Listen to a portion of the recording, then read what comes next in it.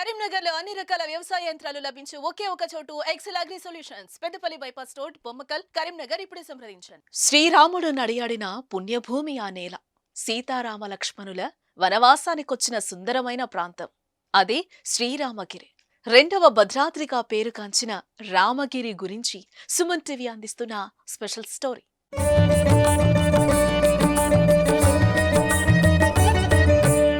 శబరి నదిని తనలో కలుపుకుని పరవళ్లు తొక్కుతున్న గోదావరి నది ఒడ్డున కూనవరం మండల కేంద్రానికి 12 కిలోమీటర్ల దూరంలో ఉంది శ్రీ రామగిరి పుణ్యక్షేత్రం.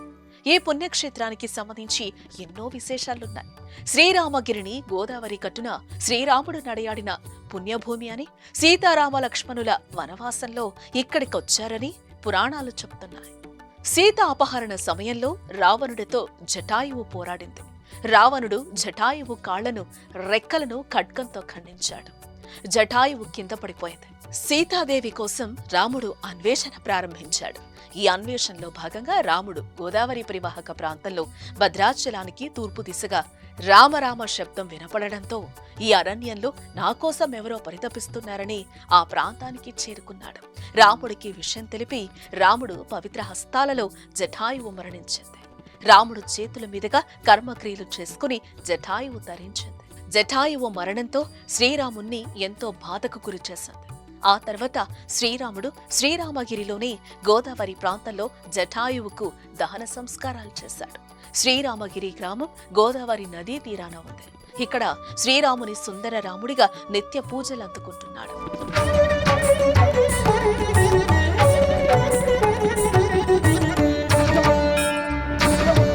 సీతాపహరణ జరిగిన సమయంలో ఇక్కడున్న వాలిశుగ్రువుల గుట్టల్లో ఓ గుట్టలో మాతంగి మహర్షి ఆశ్రమం ఉండేదని, ఆ మాతంగి మహర్షి ప్రతినిత్యం కూడా సీతాదేవిని భక్తితో కొలిచేవారని పురాణాలు తెలుపుతున్నాయి.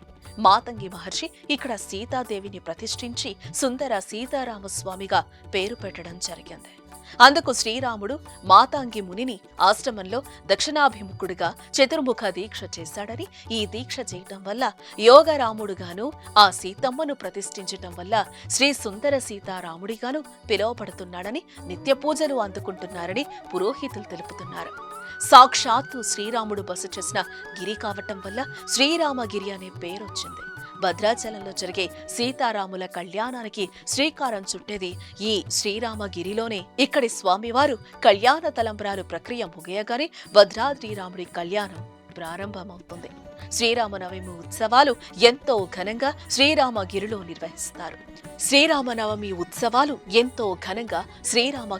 నిర్వహిస్తారు. వేలాదిగా భక్తులు ఆలయానికి చేరుకుని కోరిన కోరికలు తీర్చి శ్రీరాముడికి తమ ముడుపులను చెల్లించుకుంటారు.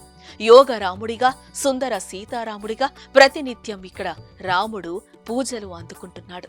వారి సుగ్రీవులు యుద్ధం చేసిన కొండ ఈ ప్రాంతంలోనే ఉండడంతో ఇక్కడ ప్రత్యేకత సంతరించుకుంది.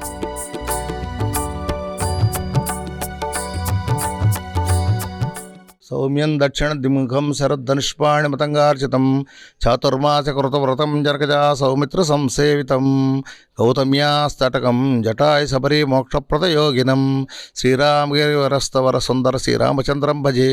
శ్రీరామచంద్ర పరబ్రహ్మణే నమః. ఈ శ్రీ సుందర సీతారామచంద్ర స్వామివారి దేవస్థానం శ్రీరామగిరి. ఇక్కడ వెలిసినటువంటి స్వామి దక్షిణాముఖుడై ఉంటారన్నమాట. యుద్ధానికి వెళ్లే ముందు విజయం కలగడం కోసమని రామలక్ష్మణులు ఇద్దరు కూడా చాతుర్మాస దీక్ష చేశారు. అంటే వర్షాకాలంలో చాతుర్మాస దీక్ష అంటారు. ఆ 4 నెలలు దీక్ష చేశారు కాబట్టి యోగరాముడిగా పిలుస్తారన్నమాట. తర్వాత కాలంలో ఇక్కడ మతక మహర్షి అమ్మవారిని ప్రతిష్ఠ చేసి సుందర సీతారామచంద్ర స్వామి అని పేరు పెట్టారు.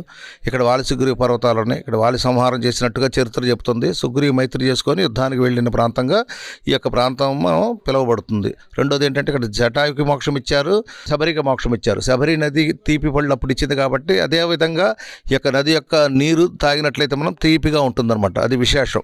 దక్షిణంగా ఉండటం అనేటువంటిది మనకు చాలా విశేషమైనటువంటిది. తర్వాత పోతే వాలి సుగ్రీవ పర్వతాలు ఉండటం అనేటువంటిది విశేషమైనటువంటి